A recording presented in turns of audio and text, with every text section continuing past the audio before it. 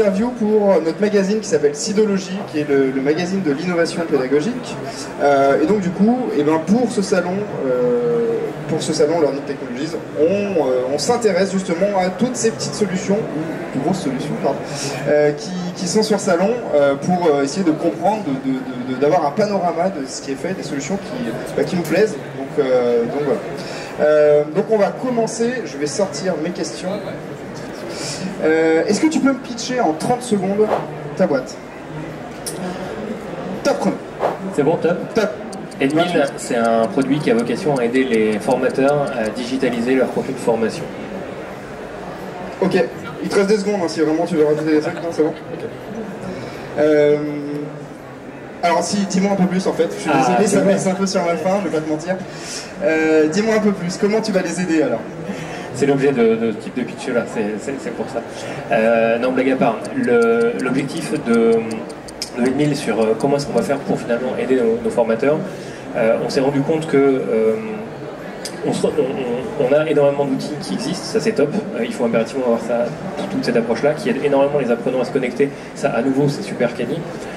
La personne qu'on avait parfois tendance à oublier, c'était le formateur, et c'est pour ça que nous on a voulu le remettre au centre et remettre la pédagogie au cœur de tout ça. C'est-à-dire que notre outil, lorsque notre formateur va venir et va créer son contenu pédagogique, il va être accompagné, il va être guidé par plusieurs choses. La première chose, c'est toute notre connaissance chez MySG, parce qu'on nous fait de la techno-pédagogie chez My Serious Game. Donc toute cette connaissance-là, elle a été compressée dans un produit.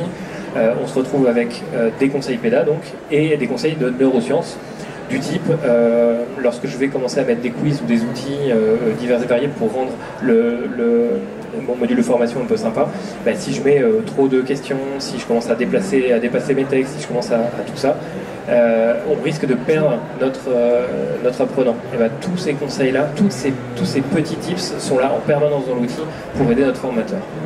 D'accord, donc en fait, au moment de la création, comment ça se passe? J'ai des alertes, ou t'as une barre de progression? Comment ça se passe? Et les deux en fait. Merci, c'est top.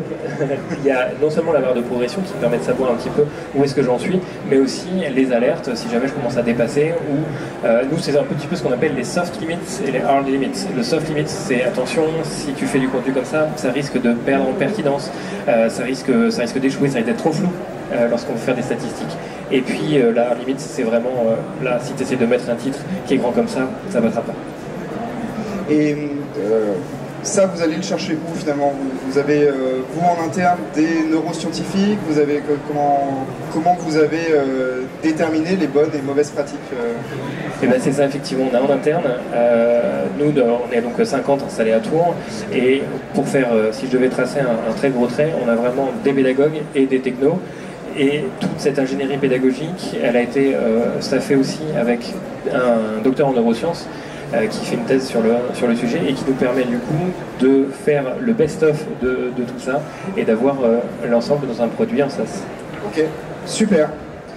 On a dépassé, je crois, les 30 secondes. Un tout petit peu. Est-ce que tu peux me raconter un peu la genèse de ton projet en commençant par « Il était une fois ». Il était une fois à Tours, il y a longtemps, il y a 2 ans pour être exact, un fondateur de société qui s'est dit qu'il avait toutes ces compétences qui étaient là, qui étaient en train de réfléchir à créer des produits et des services de dingue à des grands comptes, des Bouygues, des Louvre-Hôtel, etc. Donc on avait toute cette connaissance-là. Et ce fondateur avait en plus la bonne idée d'être complètement agnostique dans la technologie qui était adressée, c'est-à-dire vous avez un besoin, Hugo mettra la techno qui va bien en face et ça déroulera. Et à la lumière de tout ce qu'on savait, de toute cette connaissance, et si on pouvait mettre ça dans, au départ, une box physique pour aller dans la partie formation. Super sympa, mais pour pouvoir imaginer tout ça dans une box, il fallait imaginer un outil auteur, il fallait imaginer une LMS, il fallait imaginer tout ça. Et donc on en arrive, quelques années plus tard, à un produit qui est plutôt SaaS du coup maintenant, parce que le produit, la boîte physique, pardon, elle est finalement complètement partie sur une autre voie qui est moins sur la partie formation que sur la partie animation que la partie pédagogie, qui est finalement notre cœur de métier. Et Chassé Naturel, il revient au galop. On est technopédagogue, du coup, pédagogie. Ok. 3 avantages concurrentiels en 3 bullet points, très courts cette fois. Non, mais, comment ça? Court en un mot c'est bien.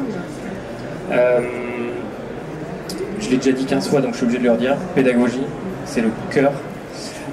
L'autre avantage concurrentiel, c'est simplicité. Fonctionnellement, c'est très très très simple. Et on va se retrouver avec modernité ergonomique. On fait le best-of du produit. Ok. Parlons prix, c'est quoi du coup finalement votre business model? Comment vous fonctionnez? C'est des licences, des abonnements, C'est un abonnement mensuel effectivement, avec un engagement soit annuel, soit mensuel. Et évidemment, lorsqu'on est en annuel, on paye un petit peu moins cher, une ristourne. Et ça démarre à 78 € par mois. Par utilisateur? Pour un administrateur qui va donc créer du contenu et avoir 200 apprenants. En revanche, il y a une offre gratuite qui permet de tester avec un administrateur et 20 apprenants. D'accord. Donc tout le monde, et j'ai pu rencontrer des personnes depuis ce matin, des CFI qui peuvent se dire ok, je vais vraiment pouvoir le mettre en application réellement, et plus je vais avoir besoin d'apprenants, plus la courbe de prix elle vivra avec moi qui fait grossir ma structure. Ouais. Ok. Autre chose, quel est sur l'année 2019, l'année écoulée, quel a été pour toi un moment important pour toi personnellement ou pour ta boîte? Ah, c'est pas facile ça.